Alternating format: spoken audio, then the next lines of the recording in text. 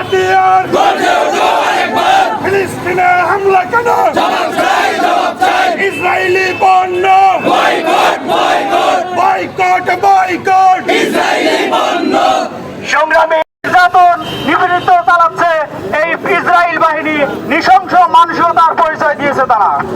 আমরা এর চরম নিন্দা জানাই এবং এই বাংলার মাটি থেকে তাদেরকে সার্বিকভাবে বয়কট ঘোষণা করছি। একজন মুসলিম হিসাবে বিন্দু মাত্র ইমান যার ভিতরে আছে সবাই এই গাজাবাসীর পাশে থেকে ইসরায়েলের পণ্য বয়কট সহ রাষ্ট্রীয়ভাবে আমি আবেদন জানাবো যে রাষ্ট্রের পক্ষ থেকে এর চরম প্রতিবাদ জানানো হোক। ইসরায়েলি বাহিনীকে যে সহযোগিতা করছে তাদেরকেও আমরা চরমভাবে ঘৃণা প্রদান করছি এবং তাদের বিরুদ্ধে আমাদের একমাত্র রক্তবিন্দু থাকা পর্যন্ত তাদের বিরুদ্ধে আমাদের যুদ্ধ ঘোষণা।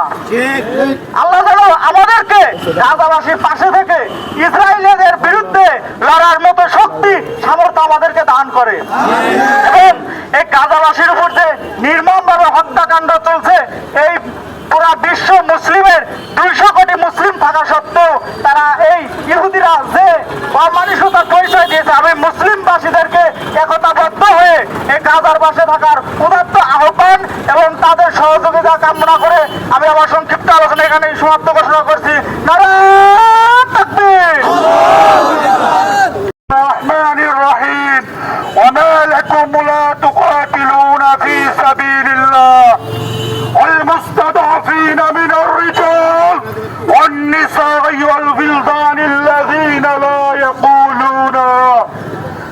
يقولون ربنا أخرجنا من هذه القرية الظالم أهلها واجعل لنا من لدنك وليا واجعل لنا من لدنك نصيرا।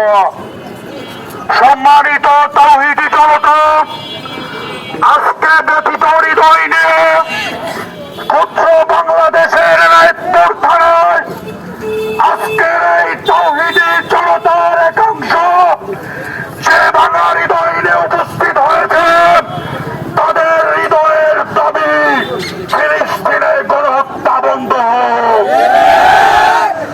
আজকে বিশ্ব মানবতা প্রতিষ্ঠিত হয়েছে গাজায়। সেখানে শুধু গাজায় ধ্বংস হচ্ছে না, সেখানে ধ্বংস হচ্ছে বিশ্ব মানবতা। আল্লাহর কোরআনের ভাষ্য অনুযায়ী তোমাদের কি হলো? তোমরা আল্লাহর রাস্তায় লড়াই করছো না, অথচ সেখানকার দুর্বল নারী ও পুরুষ শিশুরা আল্লাহকে বলছে, হে আল্লাহ, আমাদেরকে এই জালিমদের জনপদ থেকে উঠিয়ে নাও, আমাদেরকে তোমাদের পক্ষ থেকে একজন অভিভাবক নির্ধারণ করো, নয় একজন সাহায্যকারী পাঠাও। আমাদের কি হলো? আজকে আমরা 200 কোটি মুসলমান, আজকের যত নামধারী মুসলিম রাষ্ট্র আছে তাদেরকে অস্ত্র যে অস্ত্র আছে সেই অস্ত্র ব্যবহার করে ইসরায়েলকে এক সময় গুড়িয়ে দিয়ে এক সময় তৈরি করা যাবে। আমি বুঝতে পারছি না আজকে মুসলিম বিশ্ব, ইরান, সৌদি আরব, তুর্কি,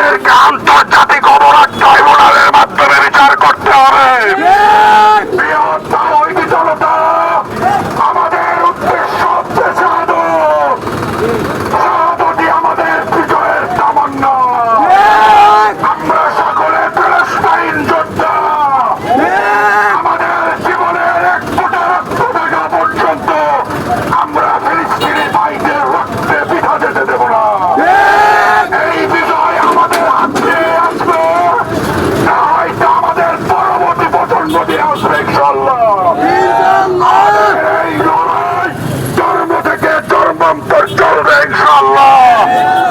আজকের